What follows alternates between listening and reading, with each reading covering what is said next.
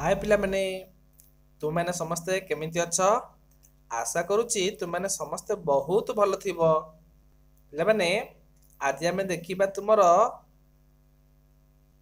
आम भाषा और आम साहित्य बही रे थिबा कहिबा आगरु करिबा एही पाठटी को आमे पढिबा। अच्छा पिला माने आमे तो पूर्वरु दुईटी पाठ ऑलरेडी पढि सारिचंती आश्रय धरिबा जन एवं आमर जन्मभूमि। तो यहाँ को आम सुंदर भाव में बुझी जाइंट जदि तुम मैंने देखी ना ताहले जाइए आम प्लेलिस्ट जाए देखी दियो आश्रय धरिबा जन्म एवं जन्मभूमि। तो देख पिले यही पाठटी पढ़ा आगु मु तुमको किसी प्रश्न पचारि एवं तुम प्रश्न को उत्तर माध्यम दब।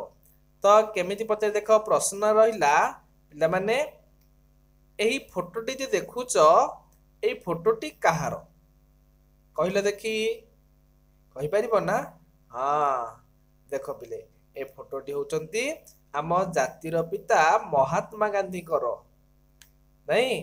अच्छा पिला माने कौन करुचंती एटी ना यही फोटोटी को बा महात्मा गांधी कर फोटोटी रे कौन करुचंती फूलमाला चढ़ाई ता सहित आउ कौन करचंती धूप मध्य देइचंती पुणी हाथ जोड़ी समस्ते छिड़ा होइचंती।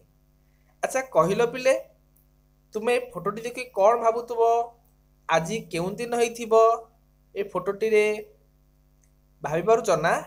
निश्चित रूपे महात्मा गांधी कर जन्मदिन होइथिबो नहीं। अच्छा हो आमे पाठटी को पढ़िला परे जणा पड़िजिबो। चलो पिले देखिबा सानू विद्यालय घर को फेरिला माँ ताकू पचारे तुम विद्यालय आज कौन कौन है। सानू बोली गोटे तुम बयसर पिलाटीए सी कौन कला ना विद्यालय घर को फेरिला। तुम्हें तो स्कूल रू घर को फेरुच माँ मैंने पचार कौन सी पर्वपर्वाणी जमीती कि अगस्ट 15 बा स्वाधीनता दिवस कि साधारणतंत्र दिवस हेले तुम्हें जो घर को फेरुच माँ तुम पचार ना पिले कई स्कूल कौन है सार मैंने तुमको कौन देले सार मैंने किसी भाषण कहले कि विभिन्न प्रकार कथा पचारुचंती। एटी सानू बोली गोटे पिला से मध्य कौन कले घर को गला घर को गला परे माँ ताकू पचारे कौन पचारे ना सानू आदि तुम विद्यालय रे कौन कौन है सबू देख सानू कहला आज परा अक्टोबर 2 तारिख। अच्छा पिले अक्टोबर 2 तारिख रे कौन होची ना ये जो महात्मा गांधी देखुच ना ए गांधीजी जन्मदिन तुम माने मध्य तुम जन्मदिन को मन रखुच ना नहीं। हाँ सेमिति अक्टोबर 2 तारिख रे गांधीजी जन्मदिन ना सानू कहला आज परा अक्टोबर 2 तारिख आम विद्यालय रे गांधीजी जन्मदिन पालन करागला। आमे ओ आम गुरुजी माने बापूजी फोटो चित्र रे फूल चढ़ेलु। पिलाटी सानू कौन कहूची आज हूँ गांधीजी जन्मदिन एवं आमे कौन कलु गांधीजी जन्मदिन को पालन कलु। केमिति पालन कले ना पिला माने आउ तांकर गुरुजी एमाने कौन कले गांधीजी फोटो रे फूल चढ़ाइले हैला। माँ पचारुचंती आउ किछि हैला नहीं।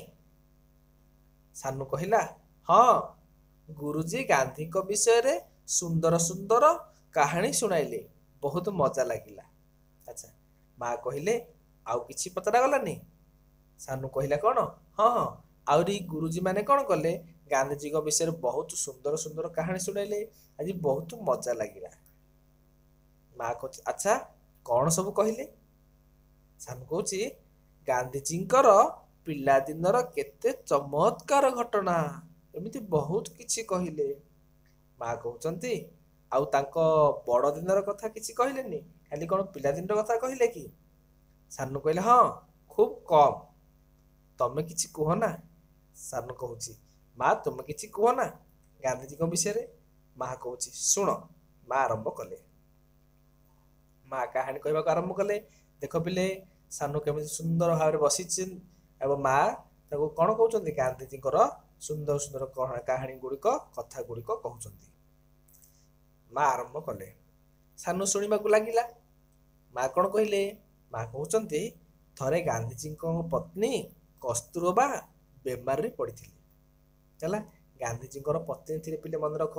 ଗାନ୍ଧିଜୀଙ୍କର ପତ୍ନୀଙ୍କର ବା ସ୍ତ୍ରୀଙ୍କ ନାମ କ'ଣ ନା କସ୍ତୁରବା। କସ୍ତୁରବାଙ୍କର ଦେହ ହଠାତ୍ ଖରାପ ହୋଇଗଲା, କିନ୍ତୁ ଯେତେ ଔଷଧ ପତ୍ର ଦେଲେ ବି କିଛି ମଧ୍ୟ କ'ଣ ହେଲାନି, ସୁଫଳ ମିଳିଲାନି। ଯେତେ ପ୍ରକାର ଔଷଧ ଦେଲେ ସେଥିରୁ କିଛି ହେଲେ କିଛି ଲାଭ ମିଳିଲା ନାହିଁ, ମାନେ କସ୍ତୁରବା କିଛି ଭଲ ହେଲେନି।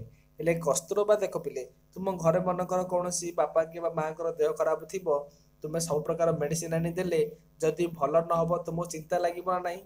ନିଶ୍ଚୟ ରୂପେ ଚିନ୍ତା ଲାଗିବ। ହେଲେ ଗାନ୍ଧିଜୀଙ୍କ ପତ୍ନୀ କସ୍ତୁରବାଙ୍କୁ ଯେତେବେଳେ ଦେହ ଖରାପ ହେଲା ତ ସେତେବେଳେ ବିଭିନ୍ନ ପ୍ରକାର ଔଷଧ ଦିଆଗଲା, ତଥାପି କ'ଣ ହେଲାନି, ଗାନ୍ଧିଜୀଙ୍କର କସ୍ତୁରବାଙ୍କର ଦେହ କିଛି ଭଲ ହେଲାନି।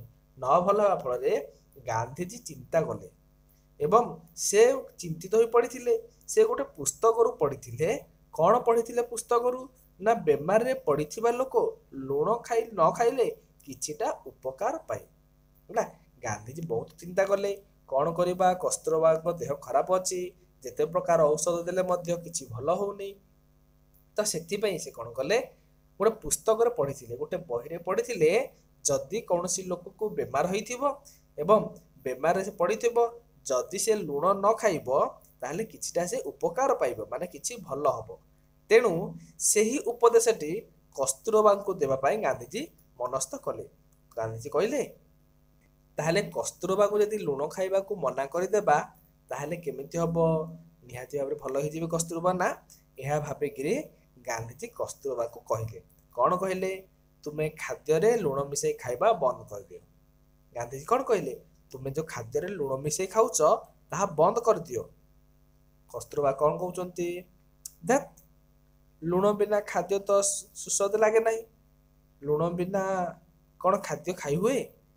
କସ୍ତୁରବା ଅମଙ୍ଗ ହୋଇ କହିଲେ ଦେଖ ଲୁଣ ବିନା ଖାଦ୍ୟ କ'ଣ ସତ କଥା ପିଲେ?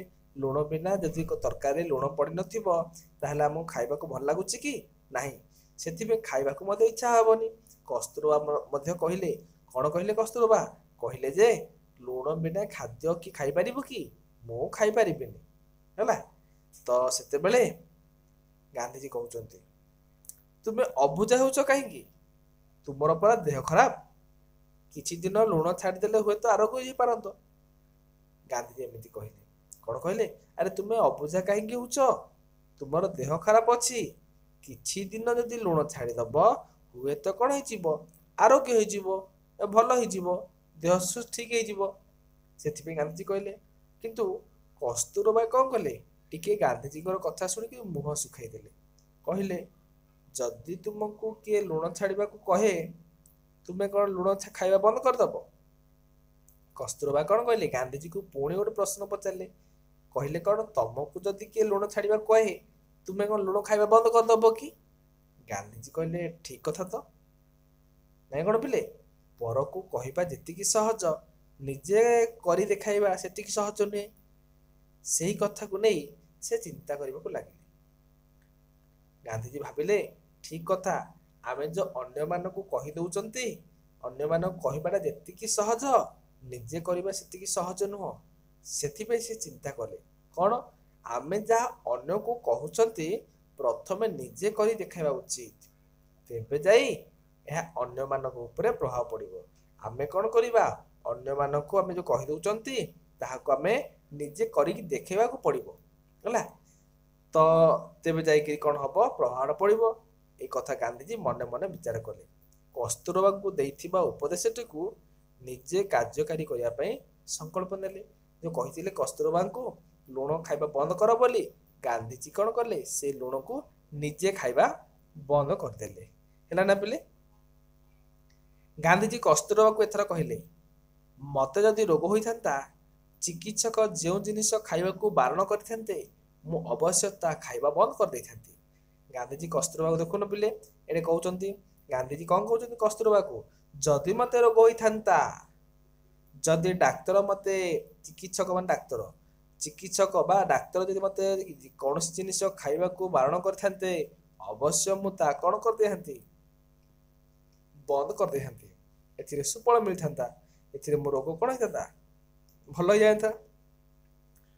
ମୁଁ ତୁମକୁ ଲୁଣ ଖାଇବାକୁ ମନା କରିଛି, ତେଣୁ प्रथमे मु गोटे वर्ष पाई लुण छाड़ी दउची गांधीजी शपथ नेले कौन मु तुमको लुण खाଇବା मना କରିଛି ना ताहले गोटे वर्ष पाई मु तुम आजठू कौन करबी लुण खाଇବା बंद करदेबी सतकु सत ସେହି ମୁହୂର୍ତ୍ତଠୁ କଣ କଲେ ବିନା ଲୁଣରେ ଖାଦ୍ୟ ଗ୍ରହଣ କରିବା ଆରମ୍ଭ କଲେ ଗାନ୍ଧୀଜୀ ତାଙ୍କର ଏହି ଆଚରଣ କସ୍ତୁରବାଙ୍କ ଉପରେ ପ୍ରଭାବ ପକେଇଲା ଦେଖ ପିଲେ ଗାନ୍ଧୀଜୀ ଯଦି ଲୁଣ ଖାଉନାହାନ୍ତି ତାହେଲେ କସ୍ତୁରବା ଲୁଣ ଖାଇବେ କି ନାହିଁ ସେଥିପାଇଁ କସ୍ତୁରବା ମଧ୍ୟ ଲୁଣ ଖାଇବା ବନ୍ଦ କରିଦେଲେ ଏବଂ ଯାହା ଫଳରେ କି ସେ ଲୁଣ ଛାଡ଼ିବା ଦ୍ୱାରା ସେ ଶୀଘ୍ର ଆରୋଗ୍ୟ ହୋଇଗଲେ सोनू कहानी शुणा पर माँ कहले बुझिलु सानू बापू एमितिका मनीष थिले जे से जे जहा कहउथिले ताहा निजे करी देखउथिले हैला ना पिला माने गांधीजी एमिति गोटे लोक थिले जे कि अन्य को कहिबा करू